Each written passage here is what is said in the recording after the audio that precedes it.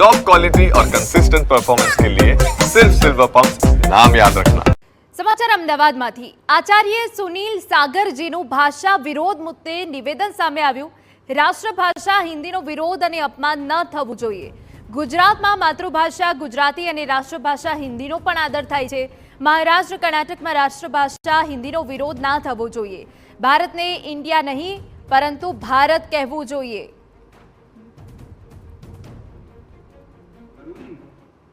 सारी भाषाएं हमारी, ज्ञान का अथाह भंडार है। हमारे ऋषि मुनियों को इतना ज्ञान था, किसी से विरोध क्यों? कर्नाटक में या तमिलनाडु में हिंदी का विरोध क्यों?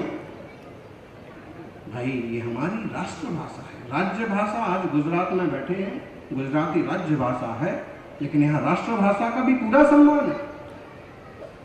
ये सबको सीखना चाहिए। ઉલ્લેખનીય છે કે ગુજરાત યુનિવર્સિટીના ગ્રાઉન્ડમાં આચાર્ય સુનિલ સાગરજી મહારાજની અધ્યક્ષતામાં આધ્યાત્મિક વર્ષાયોગનું આયોજન કરાયું, જેમાં મુખ્યપ્રધાન ભૂપેન્દ્ર પટેલ અને ધારાસભ્ય કૌશિક જૈન ઉપસ્થિત રહ્યા।